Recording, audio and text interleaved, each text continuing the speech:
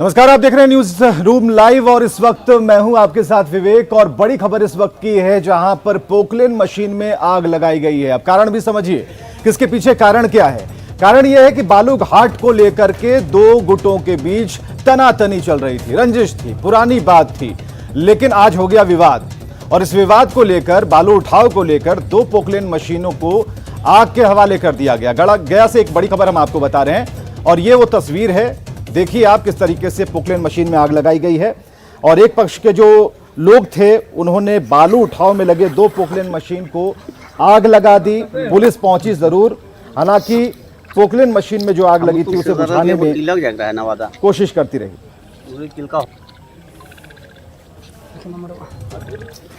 तो ये तस्वीरें हम आपको दिखा रहे हैं गया से, बड़ी खबर है, जहां बालू घाट पर विवाद में गोली चली है। दो पक्षों के बीच में विवाद था, बालू उठाव को लेकर भी विवाद था और पोकलेन मशीन में आग लगा दी गई। पुरानी रंजिश बताई जा रही है बालू उठाव को लेकर और ऐसे में पुलिस पहुंची, लेकिन काफी देर हो चुकी थी।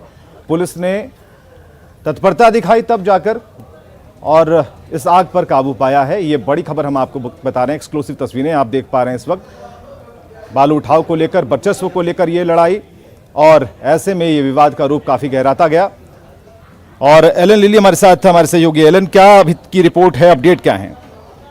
देखिए, जिस जगह पर घटना हुई है वह गया और नवादा का बॉर्डर पड़ता है और घटना के बाद दोनों थाने की पुलिस घटना पर पहुंची है और सीमांकन में जुट गई है।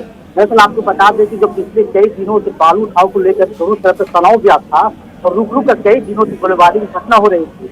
और लेकिन बीती रात का गोलीबारी घटना जो है वो काफी तेज हो गई और जैसे जैसे दोनों तरफ से सैकड़ों राउंड जो है गोलीबारी शुरू हो गई और कुछ आसमानी तत्वों के द्वारा दो पोकलेन मशीन में आग लगा दिया। फिलहाल घटनास्थल पर दोनों थाना की पुलिस पहुंची है और जांच में जुट गई है। जी चलिए, बहुत बहुत शुक्रिया तमाम जानकारियों के लिए। और अगली तस्वीर जो है वो है गोपालगंज से, और गोपालगंज से तस्वीर है स्वास्थ्य विभाग की पोल खोलती हुई तस्वीर, जहां पर महिला को एम्बुलेंस की जरूरत थी। लेकिन हुआ क्या? हुआ ये कि महिला को उस एम्बुलेंस पर बिठाया गया कि भाई अब अस्पताल, बड़े अस्पताल ले चलना है। लेकिन देखिए, धक्का मार एम्बुलेंस, लोग धक्का लगा रहे हैं, जिसमें परिजन भी हैं, स्वास्थ्यकर्मी भी हैं, गार्ड भी नजर आ रहा है।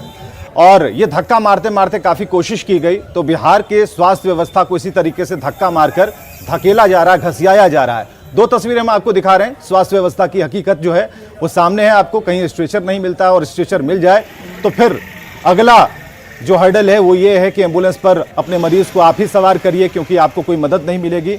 और इसके बाद भी धक्का लगाना होगा। अगर धक्का लगा भी दिया तो बाद में जांच में ये पता चलेगा कि उसमें डीजल ही नहीं है। तो कई समस्याएं एक साथ हैं। फिलहाल गोपालगंज में धक्का मार व्यवस्था की तस्वीरें हम आपको दिखा रहे हैं।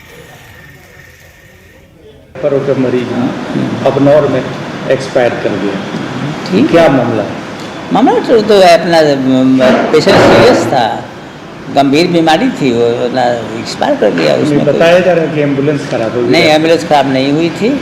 हाँ, जैसा कि सूचना है, एम्बुलेंस खराब नहीं हुई थी वो समय से।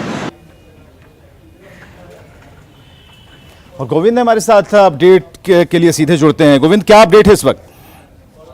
देखिए, ये पूरा मामला बरौली का है, जहां पर एक मरीज को रेफर कराकर सदर अस्पताल में लाया जाता है और एम्बुलेंस की जो बैटरी है वहां पर खराब हो जा रही है।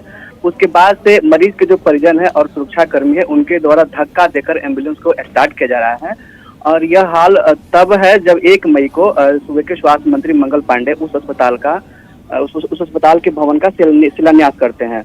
और अगर एम्बुलेंस की बात करें तो गोपालगंज में तकरीबन 26 एम्बुलेंस है, जिसमें से आधे से अधिक ऐसे एम्बुलेंस है जो खराब हो चुके हैं, उनका फिटनेस भी नहीं है। और इस पूरे मामले में सिविल सर्जन ने जांच के आदेश दिए हैं और जो भी एम्बुलेंस खराब है उसको बनवाने के लिए गैरेज में भेजा गया है। फिलहाल 2 एम्बुलेंस है जिसे गैरेज में भेजा गया है। लेकिन जो तस्वीरें सामने आई है वो स्वास्थ्य व्यवस्था की जो सुविधा है उसकी तमाम जो चीजें हैं वो सामने ला रही है। जी चलिए, स्वास्थ्य मंत्री मंगल पांडे जी, आपके लिए तस्वीर खास तौर पर कि आपने देखा कि किस तरीके से यहाँ पर मरीज आपकी एम्बुलेंस पर, आपके विभाग की एम्बुलेंस पर चढ़ तो जाते हैं, लेकिन धक्का मारने के लिए परिजनों को लगाना पड़ता है। ये नहीं होना चाहिए और आपके रहते तो बिल्कुल नहीं, क्योंकि आपका नाम है मंगल पांडे, तो सब कुछ मंगल रहे तो क्या दिक्कत है। चलिए, सिवान से अगली खबर है। सिवान से खबर यह है कि एक मामूली सी विवाद में, बच्चों की लड़ाई में एक महिला की जान ले ली गई, वो भी पीट पीट कर उसकी हत्या कर दी गई। तो सबसे बड़ा सवाल है कि आखिर इसके पीछे कारण क्या था। तो महिला की पीट पीट कर हत्या हुई है। सिवान से बड़ी खबर इस वक्त हम आपको बता रहे हैं। पड़ोसियों पर लगाया हत्या का आरोप और बच्चे पर टिप्पणी की गई थी। लेकिन अंजाम इस महिला को भुगतना पड़ा। और इसके साथ ही 2 लोग और भी हैं जिन्हें इलाज के लिए अस्पताल में भर्ती कराया गया, घायल हैं। फिलहाल परिजनों में डर का माहौल है, दहशत का माहौल है। लोग डरे हुए हैं कि इसके बाद कहीं फिर से कोई हमला ना हो जाए। झगड़ा कर दिलक अब ओकरा के लगल से मार काट निकल छोड़ा छोड़ा उड़ा के जे हमारा मोबाइल गिर गई गोने गलत चला के मार दिलक लाठी के। और चलिए सीतामढ़ी से एक बड़ी खबर आ रही है। सीतामढ़ी से बड़ी खबर यह है कि अपराधी पकड़े गए हैं और बताया जा रहा है कि अपराध की योजना बना रहे थे। सब मिलजुल कर एक साथ बैठे हुए थे और किसी बड़ी घटना को अंजाम देने की फिराक में थे। लेकिन कार्रवाई हो गई, गिरफ्तार कर लिए गए। 2 किलोग्राम चरस, 3 पिस्टल, 8 गोली बरामद कर ली गई है। और जब इन लोग की तलाशी ली गई तो 5 मोबाइल और लूट की 2 बाइक भी बरामद की गई। बेला के गोरिहारी गांव में कार्रवाई हुई है और 4 लोग गिरफ्तार किए गए हैं। सीतामढ़ी से इस वक्त की सबसे बड़ी खबर हम आपको बता रहे हैं। स्क्रीन देखिए, हथियारों का जखीरा मिला है और ये वो अपराधी हैं जिन्हें आप देख पा रहे हैं। लेकिन इनके पास से जो नशे का जो सामान मिला है वो पुलिस अब खंगाल रही है कि इन्होंने कहां से इसे इकट्ठा किया और कहां योजना थी ताकि ये लोग दहशत फैला पाएं, अपराध की घटना को अंजाम दे पाएं। मिले कि बाजपट्टी थाना अंतर्गत सुरपुर माल चट्टी में गाछी में कुछ क्रिमिनल उसके गैंग के इकट्ठा हुए तो उसी में छापामारी की गई। छापामारी के क्रम में 2 अपराध कर्मियों को गिरफ्तार किया गया। इसमें से एक तो समरजीत यादव है जो कि पहले से बाजपट्टी। और चलिए पूर्णिया से अगली खबर है। पूर्णिया से क्या खबर है इसे जानना जरूरी है। अब उर्दू के जो शिक्षक हैं उन्हें जिम्मा दे दिया गया कि आप दूसरे विषय की कॉपी जांचिए। अब नंबर कैसे आएंगे आप समझ सकते हैं, इसके बाद की प्रक्रिया कैसी होगी। पूर्णिया में जो हुआ नहीं होना चाहिए था लेकिन हो गया है। खबर है कि शिक्षा विभाग लाख कोशिश करता है लेकिन व्यवस्थाएं सुधरने का नाम नहीं ले रही। पूर्णिया की तस्वीर आप देख रहे हैं। प्रिंसिपल ने उर्दू शिक्षक को मनोविज्ञान की कॉपी जांचने का आदेश दे दिया। इधर जेडीयू छात्र संघ जो है वो बीएससीबी के अध्यक्ष को पत्र लिख रहा है और पूरे मामले की जांच की मांग की है। उर्दू शिक्षक का कहना है कि उन पर प्रेशर था, दबाव था और ऐसा आदेश जारी किया गया। जबकि प्रिंसिपल का कहना है कि उन्होंने छात्र हित में यह फैसला लिया क्योंकि उर्दू शिक्षक ने मनोविज्ञान से ग्रेजुएशन किया है, इसलिए वो इस काम को कर सकते हैं। पोस्ट के माध्यम से इस आवेदन में लिखा है कि पूर्णिया कॉलेज सीमांचल का एक रीट कॉलेज है। कुछ सोशल मीडिया के माध्यम से उर्दू के शिक्षक को साइकोलॉजी के इंटर का वार्षिक परीक्षा का इंटरनल एग्जामिनेशन अपॉइंटमेंट किया गया है, जो कि यह बिल्कुल बिल्कुल उचित नहीं है। इससे पहले हम बोले भाई तो हम तो उर्दू के हैं, उर्दू की कॉपी लाइए तो हम जांच कर देते हैं। ऐसे विधिवत जो हमको जांच करना सही नहीं है ना। 2-3 दिन तो हमको कहे वो कि नहीं आप इंटरनल के तौर पर कर दीजिए, कुछ ये नहीं होगा। प्रिंसिपल साहब का आदेश है ना, मनोज सेन साहब बोले और ऑफिस के जरिए से हमको लेटर मिला तब किए, दबाव में करवाया गया ना, अपनी मर्जी से नहीं किया। हमारे जो परीक्षा नियंत्रक हैं डॉक्टर मनोज कुमार सेन साहब, इन्होंने आसपास के कई कॉलेजों में ट्राई किया, कहीं से भी कोई साइकोलॉजी का शिक्षक इनको उपलब्ध नहीं। तो ये जान करके कि एक उर्दू के शिक्षक हैं डॉक्टर मुजाहिद हुसैन, उनका विषय साइकोलॉजी डिग्री लेवल पे रहा है ना, तो जस्ट स्टूडेंट के हित को देखते हुए, उनके कैरियर का सवाल था, इसको देखते हुए इन्होंने इस तरह की गलती की।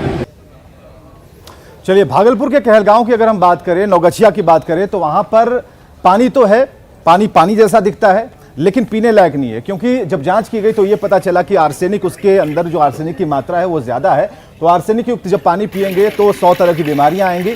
लेकिन बावजूद इसके लोग पी रहे हैं, क्या करेंगे, मजबूर हैं। नल जल योजना से पानी पहुंच रहा है, पर्याप्त पानी नहीं मिल रहा है। डीएम ने सभी से नल जल योजना के तहत मिलने वाले पानी का इस्तेमाल करने की अपील की है। और 1 करोड़ से अधिक लोग विश्व स्वास्थ्य संगठन द्वारा निर्धारित अधिकतम तय सीमा से अधिक आर्सेनिक युक्त पानी पी रहे हैं। समझिए भागलपुर के लोगों का क्या हाल होगा। उपयोग करने के बाद शरीर में खुजलाहट होने लगता है, हाँ, और उसके बाद दांत भी एकदम काला हो जाता है। मैंने उपयोगी पानी एकदम नहीं है। हाँ पूरा गंदा पानी निकलता है इस चापाकल। ग्राउंड वाटर में आर्सेनिक की मात्रा यहाँ पर परमिसिबल लिमिट से अधिक पाई गई है बहुत क्षेत्रों में, खास करके नाथनगर, ये सबौर अंचल, इस सब में अधिक पाई गई है। नौगछिया के भी कुछ जगहों में, नारायणपुर के पास। और इस पर मैं 2008 से शोध कर रहा हूँ, 2008 से। तो इसके कारण जो पिगमेंटेशन, जो पिगमेंट जो होता है स्किन का कलर, वो डिस्कलर होता है और ख़ास तरह का वो पैच दिखाई पड़ता है। चापाकल को जो है पीएचडी के अधीन कर दिया गया है, उच्च स्तर पर निर्णय हुआ था। और सारे चापाकल की मरम्मती करके जहां भी जो राइजर पाइप लगाना है, ये एक एडिशनल फैसिलिटी है। लेकिन लोगों से हम लोग लगातार ये अपील करते हैं कि पीने के पानी के रूप में आप जो नल जल का पानी है उसका उपयोग करें, और जो दूसरी गतिविधि है उसमें जो है आप चापाकल के पानी का प्रयोग करें। और अगर कभी मान लीजिए मशीन है, हो सकता है कि नल जल की स्कीम 1 दिन 2 दिन के लिए खराब हो जाए, तब आप चापाकल के पानी का प्रयोग करें। और पहले से भी सरकार आर्सेनिक पर बहुत अच्छा काम कर रही है। आप देखिए नौगछिया, भागलपुर, जिस क्षेत्र में बिहार के सभी अंगों में जहाँ क्षेत्रों में आर्सेनिक का पानी निकला है, हर जगह आज बहुत दिन पहले से आर्सेनिक चापाकल में फिल्टर लगाया गया, आर्सेनिक पानी को साफ करके शुद्ध पानी जनता को पिलाने के लिए। चलिए अब आपको एक रिपोर्ट हम दिखाने जा रहे हैं। इस रिपोर्ट में क्या है ये भी जानिए। इस रिपोर्ट में हम आपको ये दिखाने जा रहे हैं कि जेल से रंगदारी का खेल कैसे चल रहा था। जब पता लगाया गया, जांच की गई, तो पता चला कि 4 लोग कुल ऐसे हैं जो रंगदारी के खेल में हैं और जेल से ही फोन कर रंगदारी की डिमांड करते हैं। रिपोर्ट देखिए। जेल से रंगदारी के खेल का खुलासा। शिकंजे में 1 करोड़ की फिरौती मांगने वाले अमन गैंग के 4 गुर्गे गिरफ्तार। ये है डॉक्टर समीर कुमार, वही समीर कुमार जो धनबाद के बैंक मोड़ मटकुइया रोड के पास प्राइवेट क्लिनिक चलाते हैं। वही समीर कुमार जो झारखंड के प्रख्यात सर्जन हैं। वही डॉक्टर समीर कुमार जिनसे धनबाद जेल से 1 करोड़ रुपए कैश और हर महीने 5 लाख रुपए की फिरौती मांगी गई। एफआईआर करने के बाद जब हम लोगों ने अनुसंधान किया, तो अनुसंधान में जो साक्ष्य मिले हैं, जो उनको धमकी के संबंध में, जो उनको धमकी दे रहा था, जिस फ़ोन से धमकी जा रही थी, हम लोगों ने उस फ़ोन को ट्रेस किया, तो फ़ोन पता चला कि फ़ोन जेल से उपयोग किया जा रहा है। अब इन 4 नकाबपोशों को देखिए। पुलिस का दावा है कि यही वो 4 बदमाश हैं जिन लोगों ने जेल से फिरौती का खेल खेला और डॉक्टर समीर से 1 करोड़ की रंगदारी मांगी। एक बंदा जो है वो सारा पैसे का जो एक्सटॉर्शन मनी आता था जाता था उसका सारा रख रखाव करता था। एक बंदा इन्फॉर्मर था जो सारा इन्फॉर्मेशन देता था। एक इसमें जो बंटी है वो मिडिल मैन का काम कर रहा था, इलियास इन्फॉर्मर था, और सिराजुद्दीन जो है उसको सिम कार्ड उपलब्ध कराता था। पुलिस के शिकंजे में फंस चुके ये चारों तो बस मोहरे हैं। आरोप है कि ये सारा खेल जेल में बंद गैंगस्टर अमन सिंह खेल रहा था। हालांकि कोर्ट में पेशी के लिए लाए गए अमन सिंह ने डॉक्टर समीर कुमार से रंगदारी मांगने के मामले में खुद को बेकसूर बताया और अपनी जान को खतरा बताया। जान खतरा, बस इतना बताना चाहते हैं कि कोई वरिष्ठ अधिकारी और हर सिंह और काना है बच्चा सिंह लोग मेरी हत्या कराना चाहते हैं। ठीक है, फर्जी मेरे ऊपर मुकदमा लगवा के। डॉक्टर साहब ने आपका आ रहा है कि डॉक्टर को हम जानते ही नहीं, तो हमसे दूर से काम मांगे रंगदारी।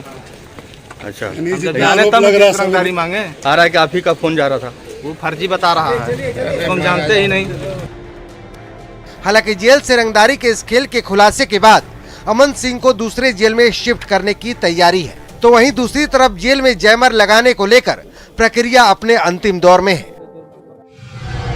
फिर भी सवाल है कि आखिर जेल में कैसे पहुंच जा रहा है मोबाइल? क्या जेल से रंगदारी के खेल की जानकारी पुलिस को नहीं थी? और सबसे बड़ा सवाल ये कि जेल के भ्रष्ट अधिकारियों पर कार्रवाई क्यों नहीं होती? धनबाद से संजय गुप्ता और रांची से ओम प्रकाश की रिपोर्ट।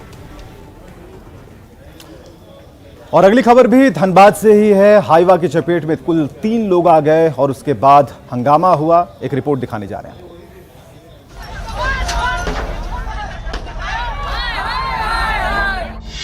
धनबाद में हादसा, मौत और हंगामा।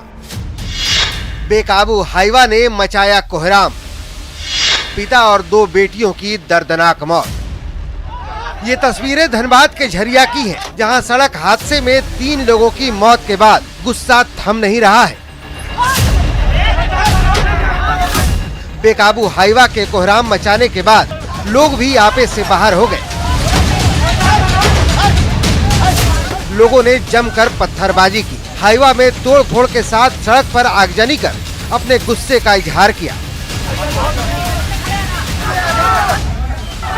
दरअसल झरिया के इंदिरा चौक के पास बेकाबू हाईवा की चपेट में आकर पिता और 2 बेटियों की दर्दनाक मौत हो गई।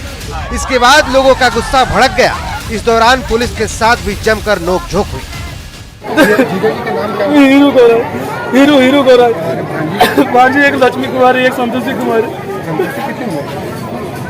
संतोषी 18 साल की मिली हुई थी, अभी मैट्रिक की थी वो। लक्ष्मी ग्रेजुएशन कर रही थी। हर महीने कहीं ना कहीं दुर्घटनाएं हो रही हैं। पुलिस और प्रशासन का काम सिर्फ यही रह गया है कि बॉडी उठाए, बॉडी का पोस्टमार्टम कराए और सरकारी मुआवजे उस परिवार को दिलाए। हम लोग आगे से ये एक्सीडेंट नहीं हो, इसके लिए पुलिस प्रशासन किसी ने कभी भी कोई प्रयास नहीं किया है। उनके परिवार की लोगों की क्षति हुई, इसके प्रति हम लोग की संवेदना है और इस तरह की घटना का दोहराव नहीं हो, फिर इस तरह की घटना नहीं घटे, इसके लिए हम लोग प्रयास कर रहे हैं। हादसे के बाद लोगों ने प्रशासन पर गंभीर सवाल उठाए हैं। लोगों का कहना है कि आए दिन हाईवा की वजह से लोग काल के गाल में समा रहे हैं। कितनी जिंदगियां तबाह हो चुकी हैं, लेकिन प्रशासन कार्रवाई के नाम पर खाना पूर्ति कर रहा है।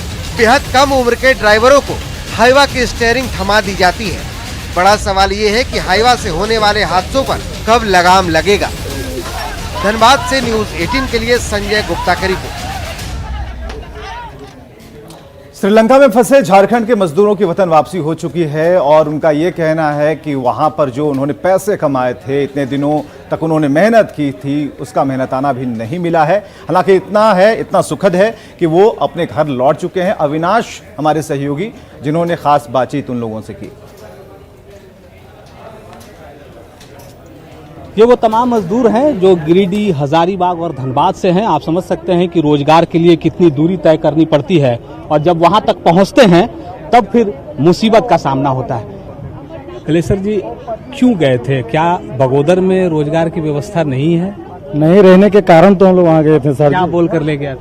वो ले गया था हम लोग को कंपनी बोलकर कि चलो कल पत्रों पाओ ट्रांसमिशन लाइन है, लेकिन वहाँ काम करने के बाद और पेमेंट मांगने के बाद पता चला क्या वो कॉन्ट्रैक्टर में हम लोग हैं। जब हम लोग कॉन्ट्रैक्टर को सैलरी मांगे तो बोलता है काम करो, अभी कुछ नहीं मिलने वाला है। कितने दिन तक? वो 2.5 महीना हो गया था, तीसरा महीना हम लोग को चल रहा था और पर मंथ हम लोग को सैलरी बोल के लेगा गया था। एक महीना में 25 रुपीज 25,000 इंडियन मनी। और प्लस में बोलो कैपिटल कंपनी है, हम लोग पूछ रहे थे कॉन्ट्रैक्टर है क्या है, तभी जाएंगे तो बोला कि नहीं कंपनी है, कैपिटल कंपनी, हर महीना मंथली में आपका पेमेंट मिलेगा। तो हम लोग पेमेंट मांगने लगा तो खुराकी यही बंद कर दिया। बहुत तकलीफ खाने का हो रहा था सर, और अमेसी वाले साथ जब हम लोग को खाना पीना बहुत अच्छा तरह से दिए, बहुत साथ दिए, उनके थ्रू से हम लोग पहुँचे। श्रीलंका में जो अभी चल रहा था उसमें भी आप लोग फंसे थे? लोग तो सड़क पर थे, वहाँ भोजन नहीं मिल रहे थे, तो उसमें भी आप लोग फंसे? आप लोग काम बंद हो गया था क्या? हाँ काम नहीं बंद, काम बंद नहीं हुआ था। काम पूरी तरह से बंद था? नहीं, काम कर रहे थे, काम कर भी रहे थे, बस पैसा नहीं मिल, पैसा नहीं दे रहा था। अब दबाव दे रहे थे, दबाव के चलते हम लोग काम कर रहे थे। अच्छा, क्या बोलते थे? दबाव देता कि बोलता था कि पतंग उड़ता है आकाश में, धागा है मेरे पास, कहाँ जाओगे तुम लोग? अच्छा, ये कौन बोलता था? वो कंडक्टर बोलता था। क्या नाम था उसका? संतोष। वो यहाँ का है कि वहाँ श्रीलंका का? केरला का है सर। लेकिन यही हम कहना चाहते हैं कि दोबारा ऐसे हम लोग को होगा परिस्थिति तो सर अभी तो आप लोग निकाल लिए, लेकिन दोबारा तो हम लोग ऐसा नहीं करना चाहते हैं और जाने भी नहीं चाहते हैं। एग्रीमेंट हम यही करते हैं, अपील झारखंड सरकार से, केंद्र सरकार से कि ऐसे तरह से कोई मजदूर को लगा के कहीं फंसाया जाता है तो इसका एग्रीमेंट और लोन फंड दुनियादारी जो सेफ्टी वगैरह जो होता है इधर से ये करके ही यहाँ से रिले किया जाए। बगैर शू का काम करने पड़ता था, बारिश है तो बारिश में भी काम करो, पैसा कुछ नहीं दे रहा था, सिर्फ खाने के लिए दे रहा था। कितने दिन तक आप लोग रहे? फरवरी में गए थे आप लोग? फरवरी में 18 फरवरी को गए। ये ऐसे तमाम मजदूर हैं जो श्रीलंका से इनकी वापसी हुई है, यहाँ से रोजगार के लिए, 2 पैसे कमाने के लिए, जैसा कि इन्होंने कहा कि 25,000 रुपए प्रति माह के हिसाब से इन्हें बताया गया था कि इन्हें मिलेगा, लेकिन मिला कुछ भी नहीं, सिवाय इसके कि सिर्फ और सिर्फ दर्द लेकर भूखे पेट वहाँ रहना पड़ा और आज उनकी वतन वापसी हुई है। कैमरा पर्सन संजीव के साथ अविनाश कुमार, न्यूज़ 18 रांची। ज्ञानवापी मस्जिद के सर्वे का काम शुरू होते ही इधर बीजेपी में खुशी की लहर है, लेकिन बीजेपी ये भी कह रही है कि जो लोग इससे नाखुश थे, जो इसका विरोध कर रहे थे, उन्हें जवाब मिलेगा। लेकिन कांग्रेस का ये कहना है कि बीजेपी जो है वो देश का माहौल खराब कर रही है। इस सांस्कृतिक राष्ट्र में जो हमारे अध्यात्म देव हैं, जो हमारे पूर्वज हैं, मेरे अतीत है, इस अतीत की तो बात भारतीय जनता पार्टी और सांस्कृतिक राष्ट्र के जो विचारधारा है राष्ट्रवादी, यही तो बात हम कहते हैं। हम अपने एजेंडा की बात करते हैं। हमने कहा था कि अयोध्या, काशी, मथुरा, तो काशी का काम हो रहा है, अयोध्या का काम 500 साल बाद हुआ, तो जो हमारे पूर्वज के अतीत हैं उसी पर तो न्यायालय का न्यायाधीश है। हमारा कोई थोड़े कहना है व्यक्तिगत है। मंदिर और मस्जिद, एक राम मंदिर था, उसको लोग इशू बना के तो सत्ता में आए। अब फिर ये बनारस में जो आप कह रहे हैं कि यहाँ पर फिर से सर्वे करा के यहाँ मंदिर पहले था, मस्जिद, अरे भाई जो है 1947 में भारतवर्ष आजाद हुआ, उसके जहाँ जो है उसको रहने दीजिए ना। झारखंड के निर्वाचन आयुक्त ने अंदेशा जताया है, आशंका जताई है कि पंचायत चुनाव में नक्सली हमले हो सकते हैं। भोक्ता समाज को काफी दिक्कतें हो रही हैं और इस बाबत एक जो बड़ी खबर हम आपको बता रहे हैं वो ये है कि चुनाव में नक्सली हमले की आशंका झारखंड के राज्य निर्वाचन आयुक्त डीके तिवारी ने जताई है और भोक्ता समाज को नॉमिनेशन में आ रही दिक्कतों को लेकर राज्य निर्वाचन आयोग ने राज्य सरकार को पत्र लिखा है। पत्राती जिला परिषद चुनाव की पूरी प्रक्रिया को अवैध घोषित कर दिया गया है। यहां अब चुनाव नहीं होगा। निर्वाचन आयोग का कहना है कि यहां पर चुनाव लड़ने से उम्मीदवारों को रोका जा रहा है, धमकियां दी जा रही हैं। यहां कुल 10 नामांकन पत्र बिके हैं।